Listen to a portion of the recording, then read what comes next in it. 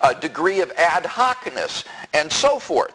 The fact is that many times in science, we may prefer a theory which is less simple because it has a greater explanatory power, a greater explanatory scope. It requires skill to weigh the different factors in theory assessment against one another in order to arrive at the best explanation. You can't always simply go with the simplest explanation.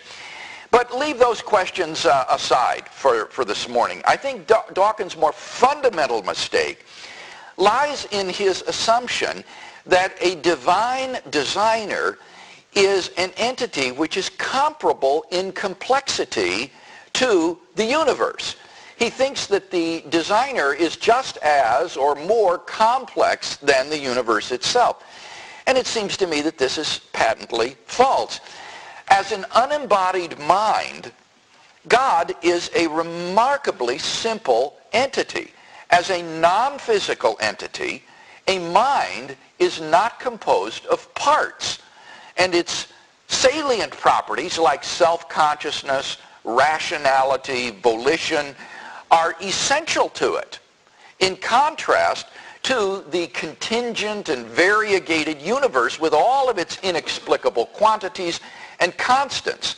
In contrast to that, a divine mind is startlingly simple.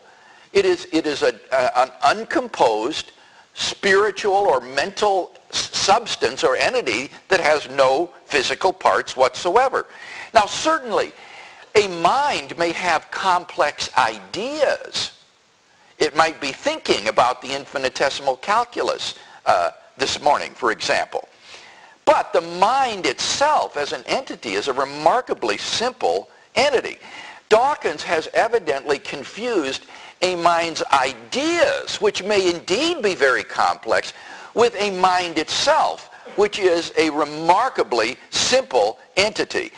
And therefore, postulating a divine mind behind the contingent and variegated complex universe most definitely does represent an advance in simplicity, for whatever that is worth.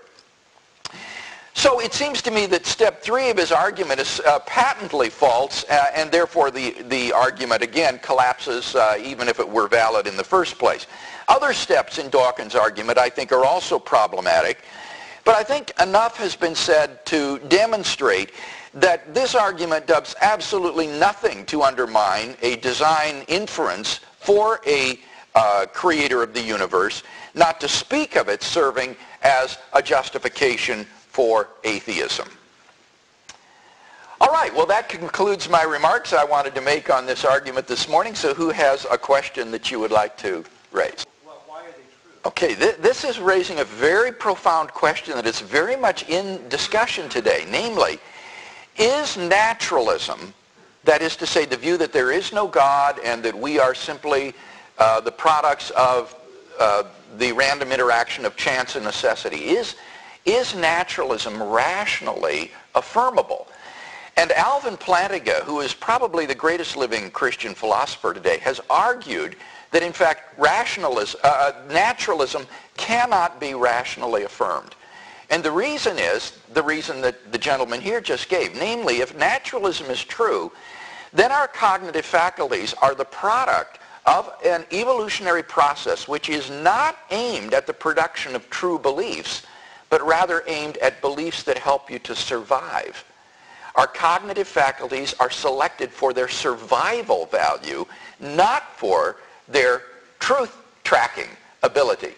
And Plantinga shows 5 or 6 different ways in which our beliefs could be survival conducive without being truth conducive.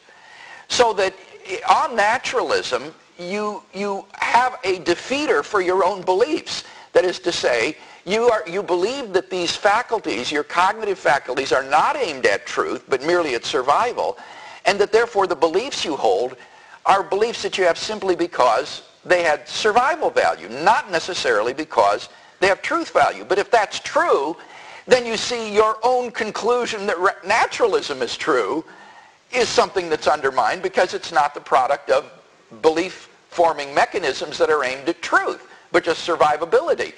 so that naturalism itself cannot be affirmed. So the naturalist is caught here in a kind of self-defeating circle. He believes in naturalism on the basis of faculties which naturalism itself shows cannot be trusted to produce necessarily true beliefs. So I think that's a very powerful argument that is very much in discussion today. This was actually a doubt that troubled Darwin himself. Darwin said, how can I trust a monkey's brain to arrive at these conclusions that I've arrived at? If my theory is correct, then it seems to undermine my own theory because I can't be sure that my cognitive faculties are really trustworthy. So you're right in pointing this out. I didn't press that argument, of course, this morning, but that is a problem that the naturalist has to address. Yes? Yeah. The question here, for those who didn't hear, was in the natural world, one sees features of organisms that appear to be cobbled together or don't appear to be optimally designed. The panda's thumb is a favorite example of that, where it's not a real opposable thumb, but it's simply an elongated finger bone that he can use in a sort of thumb-like way. And some atheists or naturalists have tried to use this as an argument against design. I think the argument is flawed on a couple of counts. One is that I think it confuses optimality with design.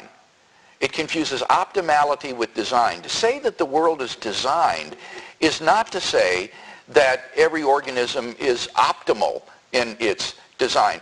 This was a point that was made long ago by William Paley in his Natural Theology back in 1804. He said, if I found a watch lying on the heath, I would recognize that this is the product of intelligent design, and that inference wouldn't be undermined even if the watch didn't keep perfect time. If it wasn't an optimal timekeeping device, but it went wrong sometimes and malfunctioned, that wouldn't undermine the inference to design. And I think Paley is clearly correct in that. I was speaking with an electrical engineer once who made the point that in engineering, he said, all the time we make compromises on optimality and design because we have other overriding interests. For example, cost effectiveness. He said, I could design a system that would be optimal electronically, but it would be very expensive.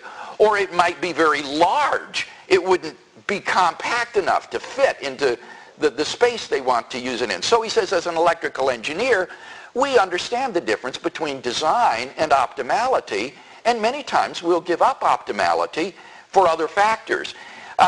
So that you shouldn't confuse the fact that things don't have optimality with saying they're non-designed. In fact, when you think about natural organisms, it's not even clear what optimal design would be. For example, what would be an optimally designed bear?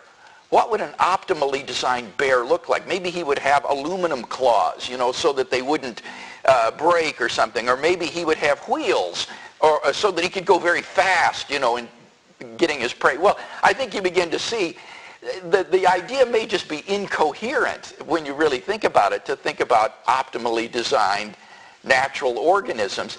All that the argument has to do to succeed is to show that these mechanisms do feature design and that they can't be explained adequately on the basis of naturalistic mechanisms. It doesn't have to prove optimality. One last point I want to make about this question is that most proponents of intelligent design don't disagree with evolutionary theory. They think that evolution certainly does have a role to play, and that therefore we shouldn't be surprised at things like the panda's thumb or other mechanisms, because within certain parameters everybody believes that there's a good deal of evolution. So it may be that there are microevolutionary changes that produce these sorts of non-optimal situations, and that would be quite compatible. In other words, intelligent design isn't incompatible with affirming evolutionary development or natural selection.